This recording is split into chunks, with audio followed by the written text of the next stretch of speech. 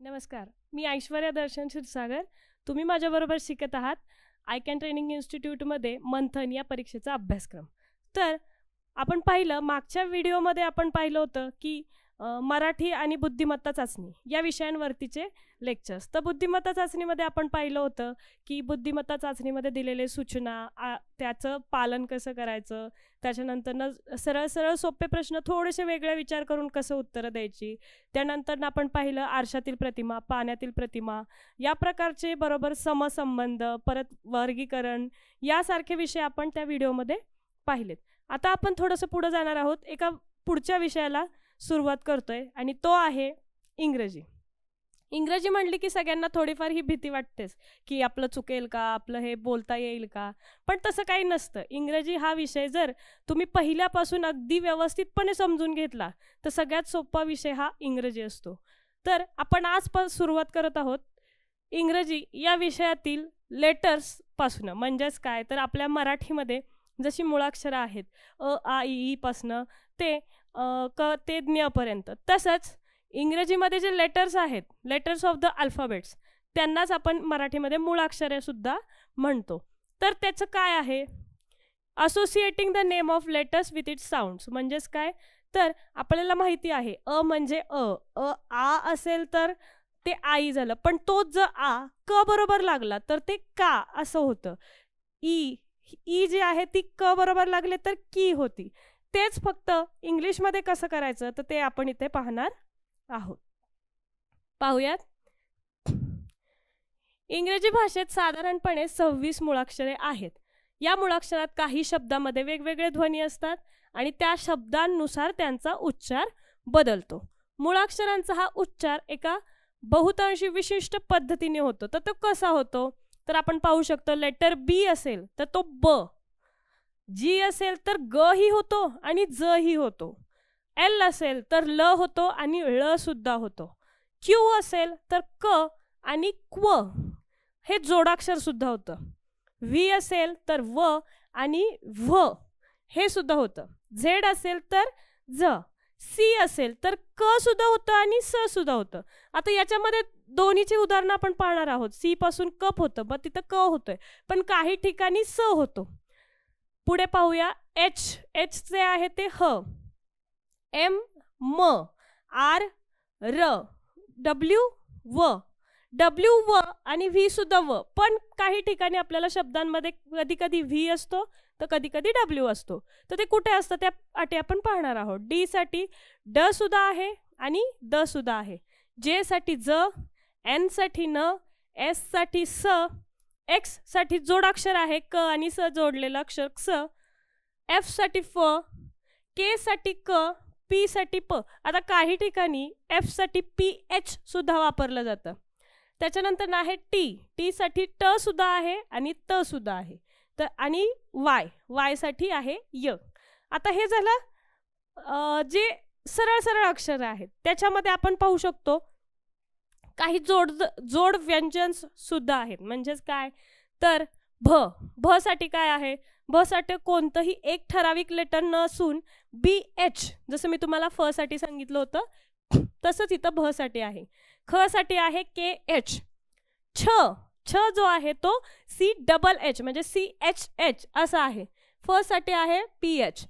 ढ आणि ध या दोन्हीसाठी आहे डी एच. ठ आणि थ यासाठी आहे टी एच. घ साठी आहे जी एच. श जो शहामृग आणि षटकोन या दोन्ही साठी एस एच असं आहे. झ साठी आहे जे एच. तर ही झाली आपली मुळाक्षरे. तर मुळाक्षरांमध्ये आपण काय पाहिलं की जी 26 अक्षरं आहेत त्याच्यामध्ये 21 व्यंजने आणि 5 स्वर आहेत. जसं आपल्या मराठी भाषेत अ आ इ ई हे स्वर आहेत आणि बाकीचे सगळे जे आहेत ते व्यंजन आहेत. तसंच इथं काय आहे 21 ही व्यंजने आहेत आणि 5 स्वर आहेत. तर ते 5 स्वर कुठले आहेत, ए ई आय ओ यू हे स्वर आहेत, बाकीची व्यंजने आहेत. त्याच्यानंतर काय आहे, जसं की आपण व्यंजनांमध्ये स्वर मिसळतो. जसं मी तुम्हाला मगाशी एक उदाहरण दिलं, क मध्ये तुम्ही आ मिसळला तर तो का होतं. तसंच इथं आहे व्यंजनामध्ये स्वर मिसळला की ते अक्षर होणार आहे. म्हणजेच के ए का असं. पाहूयात. त्याच्यानंतर आहे जसं मराठीमध्ये एकच मुळाक्षरांचा एकच प्रकार आहे की मोठं छोटं जरी असेल तरी एकच.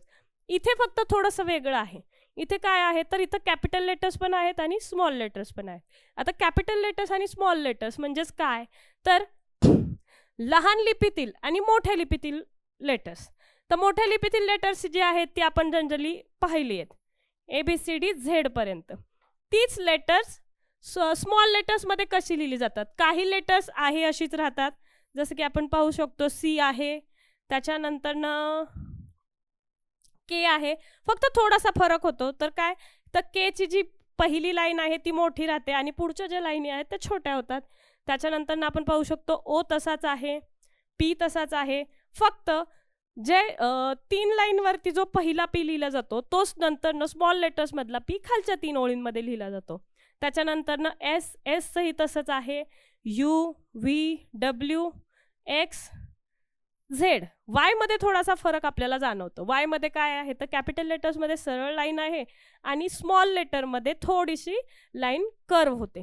हा फरक कॅपिटल्स आणि स्मॉल लेटर्समध्ये आपल्याला पाहायला मिळतो. पुढे जाऊया.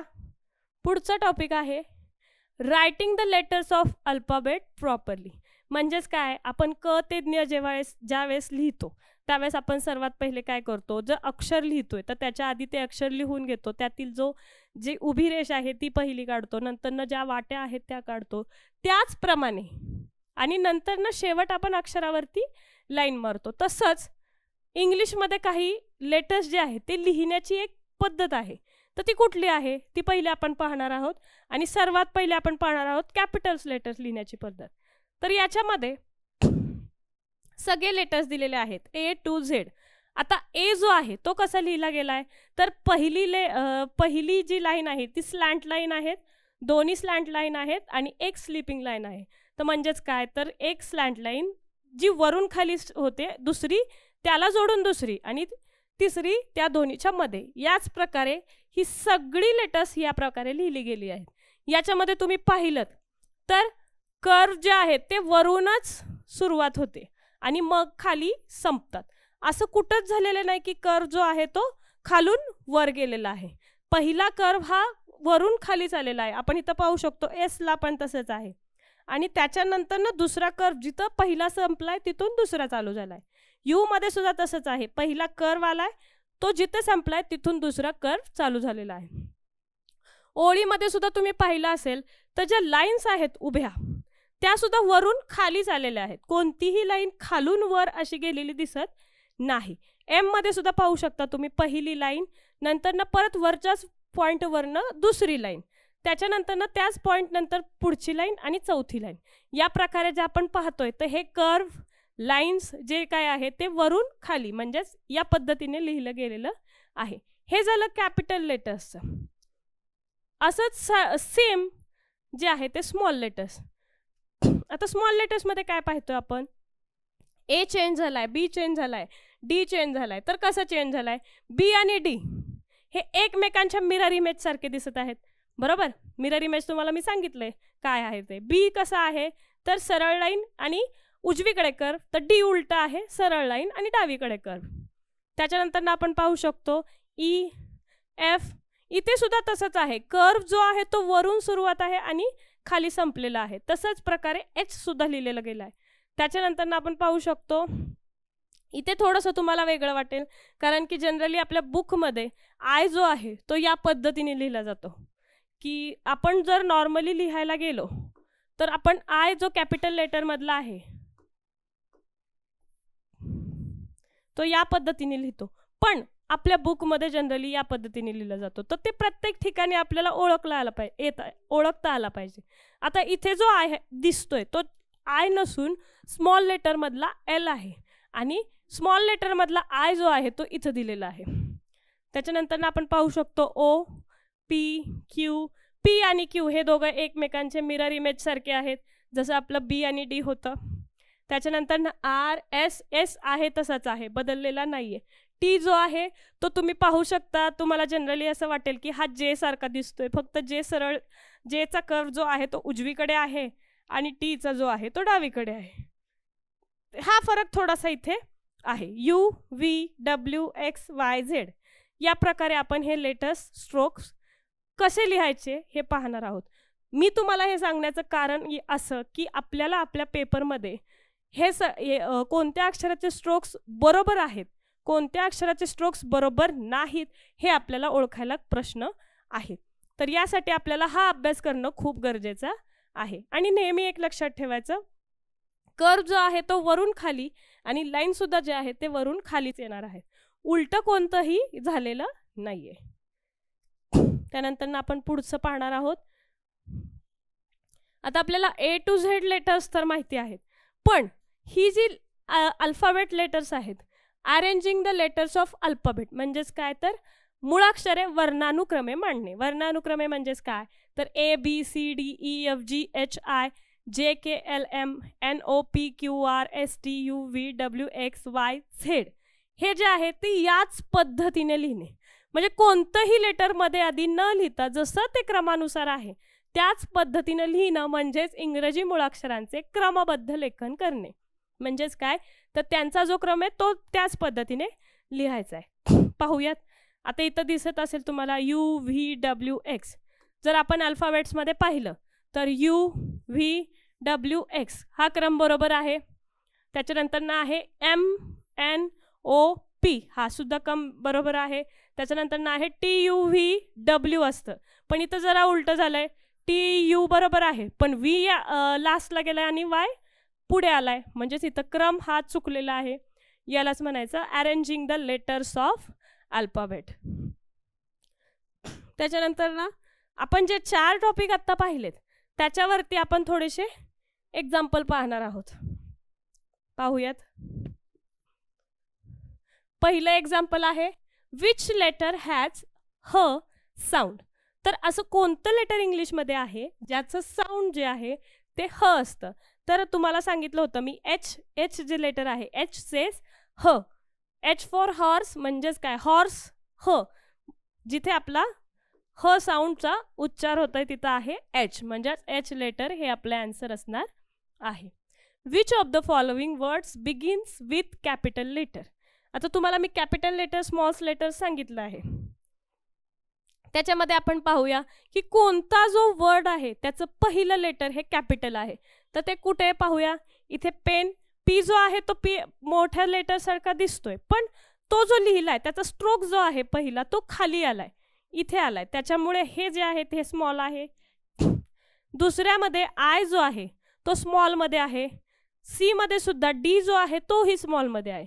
आता इथे पी आहे, इथे पण पी आहे, पण ह्या पीचा जो स्ट्रोक आहे तो वरच्या बाजूला आहे, म्हणजेच काय, तो वरून स्टार्ट झालेला आहे, म्हणजेच हे कॅपिटल लेटर आहे, म्हणून आपला आन्सर असणार आहे डी. पुढचा प्रश्न पाहूया.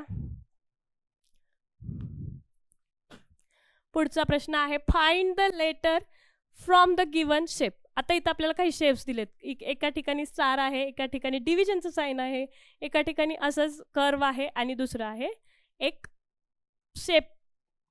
तेच आपलं आन्सर आहे, तर ते आहे S.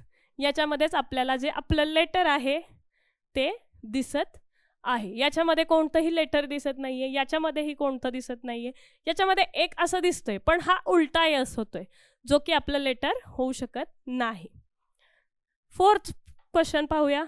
Which of the following letters are incorrect in alphabetical order. म्हणजे मगाशी तुम्हाला मी जे सांगितलं arranging letters into their numbers, म्हणजेच काय EDCB.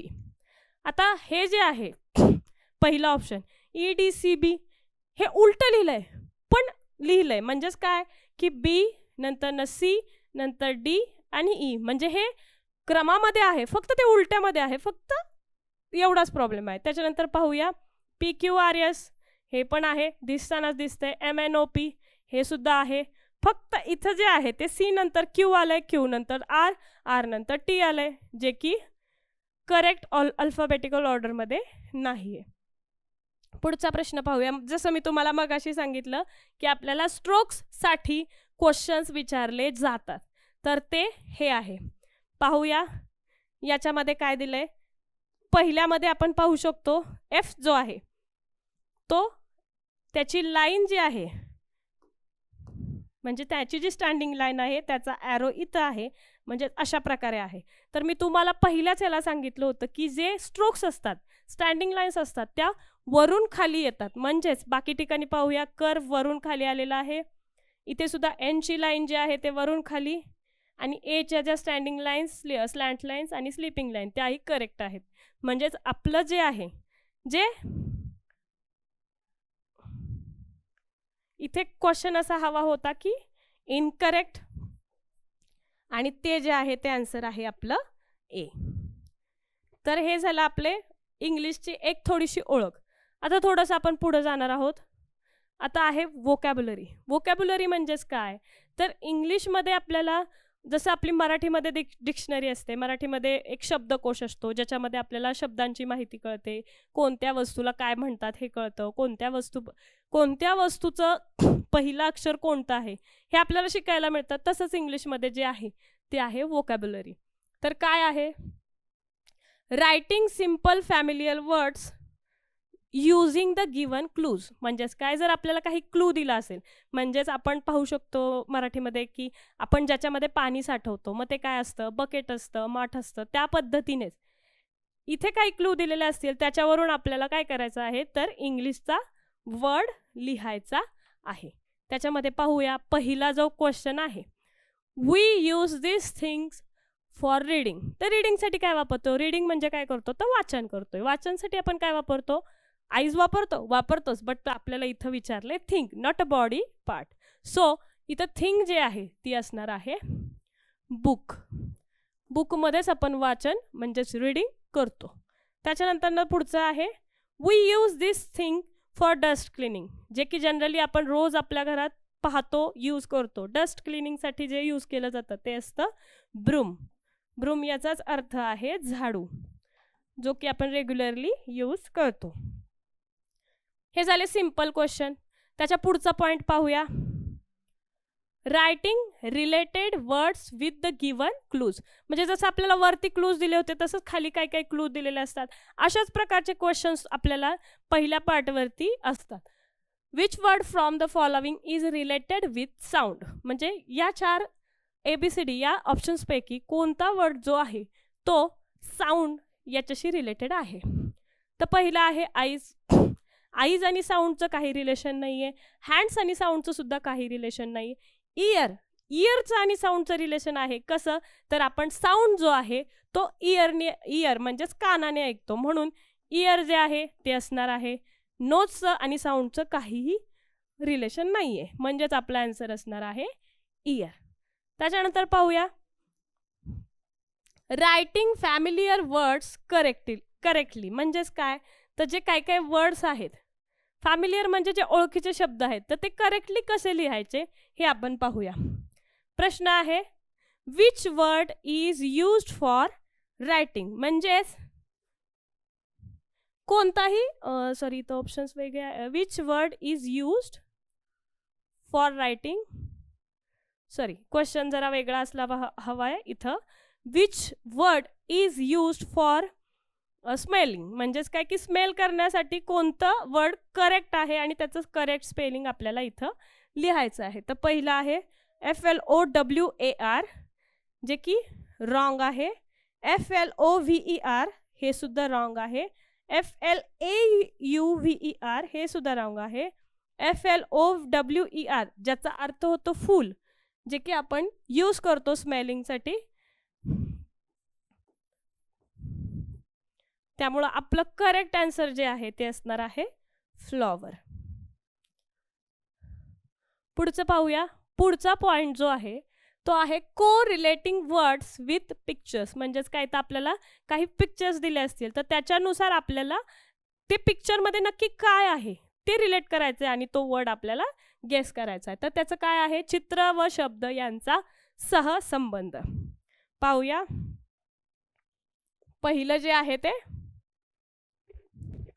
यामध्ये चित्राशी संबंधित शब्द ओळखता येणे अपेक्षित आहे. पहिला क्वेश्चन जो आहे, select the action word related with the picture. आणि पिक्चर जे आहे ते या प्रकारचं आहे. एक मुलगी आहे, ती काहीतरी ॲक्शन करते, तर ते काय करत आहे ते आपल्याला सांगायचं. पहिला आहे क्लॅप. क्लॅप म्हणजे टाळ्या वाजवणे. दुसरा आहे लाफ. लाफ म्हणजे हसणे. तिसरं आहे सिंग, सिंग म्हणजे गाणे. आणि फोर्थ ऑप्शन जे आहे ते आहे रन, रन म्हणजेच काय तर धावणे. आणि जी आपली चित्रामधली जी मुलगी आहे ती रन करते म्हणजेच धावतीये, म्हणून आपलं जे आन्सर असणार आहे ते असणार आहे रन.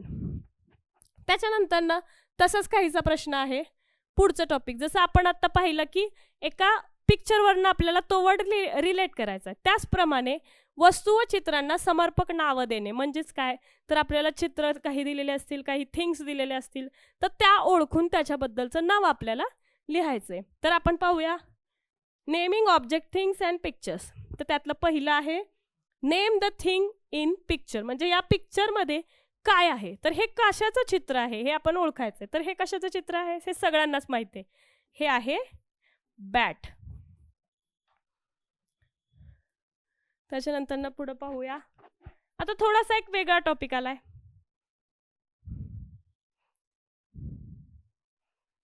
पाहूयात रायमिंग वर्ड्स. तर रायमिंग वर्ड्स म्हणजेच काय तर यमक जुळणारे शब्द. जसं आपल्या मराठीमध्ये असतं कविता जी असली तर कवितेला जुळणारे शब्द कवितेच्या ओळीच्या शेवटी येतात, त्याचप्रमाणे इंग्लिशमध्ये सुद्धा जी पोयम असते त्या पोयमच्या ज्या लाईन्स असतात त्याच्या लास्टला जे वर्ड्स असतात ते यमक जुळणारे असतात. तेच कसे आहेत तर ते पाहूया. तर आपण पाहू शकतो की ज्याचं स्पेलिंग थोड्याफार प्रमाणात समान असतं आणि त्याचे उच्चारही त्याच प्रमाणात असतात, तसंच त्याला म्हणायचं रायमिंग वर्ड्स. तर पहिलं काय आहे टॉल, बॉल, कॉल. टॉलचा अर्थ उंच, बॉल आणि कॉल. शब्द जरी वेगवेगळे असले, अर्थ जरी वेगवेगळे असले तरी पण त्यांचा उच्चार मात्र एकाच ध्वनीमध्ये होतोय. Wet, let, set. तसंच स्पॉट, हॉट, लॉट. लॉट म्हणजे खूप सारे. त्याच्यानंतर ना आहे फिल, बिल. फिल म्हणजे भरणे आणि बिल म्हणजे तुम्हाला तर माहितीच आहे. Dream, cream, stream. याच्यामध्ये काय आहे ड्रीम म्हणजे स्वप्न, क्रीम म्हणजे तुम्ही जी खाता ती, आणि स्ट्रीम जी आहे ती आहे शाखा. Might, bite, site. माईटमध्ये काय आहे मेचं हे पास्ट फॉर्म आहे माईट. बाईट जे आहे ते आपण जे एक घास म्हणतो मराठीमध्ये त्या पद्धतीने आहे. आणि साईट म्हणजे सुद्धा तशाच प्रकारचं आहे. आता आपण याच्यावरती क्वेश्चन पाहूया. Select the correct rhyming pair. आता याच्यामध्ये काय आपल्याला करायचं आहे की करेक्ट रायमिंग पेअर कोणती आहे. पहिला आहे कॅटबॉट. तर उच्चार करायला गेलं तर कॅटबॉट असं काही होत नाहीये. पहिल्याचा ॲ मध्ये होतोय, दुसऱ्याचा ऑ मध्ये होतोय, त्यामुळं हे उच्चार करेक्ट नाही आहेत. कॅटला रिलेटेड काय होऊ शकतं कॅट बॅट होऊ शकतं. पुढे आहे चिट चॅट. याच्या सुद्धा पहिल्यामध्ये आय म्हणजे ईचा उच्चार होतोय, दुसऱ्यामध्ये ॲचा होतोय, ते की रायमिंग वर्ड्स नाहीत. त्याच्यानंतर इथं पाहू शकतो वेट, फॅट. पहिल्यामध्ये ए या अक्षराचा होतोय तर दुसऱ्यामध्ये ॲ, म्हणजेच हे सुद्धा आपलं करेक्ट आन्सर नसणार. आणि लास्ट जे आहे कॉल, बॉल हे ऑ मध्येच होतंय, जे की आपली रायमिंग पेअर आहे. पुढचं पाहूया. पुढचं जे आहे ते रायटिंग अपोजिट वर्ड्स. आता अपोजिट वर्ड्स म्हणजे काय तर आपण मराठीमध्ये पाहिलं होतं विरुद्धार्थी शब्द. विरुद्धार्थी शब्द म्हणजेच काय की वर खाली, उंच बुटका, किंवा लहान मोठा, थंड गरम. हे जे आहेत म्हणजे ते जे दोन्ही पाहताना सुद्धा एकमेकांच्या अपोजिट म्हणजेच की विरुद्ध आहेत, तेच इंग्लिशमध्ये आपण काय म्हणणार आहे अपोजिट वर्ड्स. तर ते कसे आहेत काही शब्द जे आहेत ते अन आणि आय एन म्हणजेच यू एन आणि आय एन असे प्रत्यय लावून तयार होतात. म्हणजेच काय तर जसं आपल्या मराठीमध्ये असतं की थंड आणि गरम दोन्ही शब्द वेगवेगळे आहेत, पण तसं इंग्लिशमध्ये काही शब्दांना होत नाही. तिथं काय होतं तर काही शब्दांना यू एन असा प्रत्यय लागतो तर काही शब्दांना आय एन असे बरेच प्रत्यय आहे. आय एम आहे किंवा आणखी अजून री आहे, आर ई आहे. तर आपण पाहूयात कोणते कोणते आहेत. यू एन आणि आय एन असे प्रत्यय लागणारे दोन आहेत, जे की एबल आणि अनेबल. एबल म्हणजेच काय की करू शकणारा ॲबिलिटी, आणि अनेबल म्हणजे न करू शकणारा. त्याच्यानंतर ना करेक्ट. करेक्ट म्हणजे आहे की बरोबर, आणि इन लागलाय त्याला, इनकरेक्ट म्हणजेच रॉंग. करेक्टचं रॉंग सुद्धा होऊ शकतं आणि इनकरेक्ट सुद्धा. त्याच्यानंतर ना won, lost, open, close, kind, cruel. Cruel म्हणजे क्रूर म्हणजेच की ज्याच्यामध्ये दयाभाव नाहीये. Faithful, unfaithful. इथं पाहू शकता तुम्ही यू एन लागलेला आहे. New, old. त्याच्यानंतर ॲड सबट्रॅक्ट म्हणजे आपण गणितामध्ये पाहतो. Minimum, maximum, regular, irregular. इथं सुद्धा तुम्ही पाहू शकता की IR हा प्रत्यय लागलेला आहे. एव्हरीबडी, नोबडी, लॉंग, शॉर्ट या प्रकारचे आपले ऑपोजिट वर्ड्स आहेत. आता याच्यावरती आपण क्वेश्चन पाहूया. Choose opposite word of possible. Possible म्हणजे काय की एखादी गोष्ट घडण्याची शक्यता म्हणजेच काय आहे पॉसिबल. तर तुम्हाला काय वाटतंय कोणता असू शकतो? नो पॉसिबल असू शकतो का इम्पॉसिबल? तर याचं आन्सर आहे इम्पॉसिबल. इम्पॉसिबल जो आहे तो आपण पाहू शकतो की बोलताना सुद्धा आपल्याला करेक्ट वाटतोय. इथे नो पॉसिबल म्हणजे नो वेगळा वर्ड आहे, पॉसिबल वेगळा वर्ड आहे. जरी अर्थ असा होत असेल की नो पॉसिबल म्हणजे पॉसिबल होणे, नो पॉसिबल, तरी सुद्धा त्याचा करेक्ट ऑपोजिट वर्ड जो आहे तो आहे इम्पॉसिबल.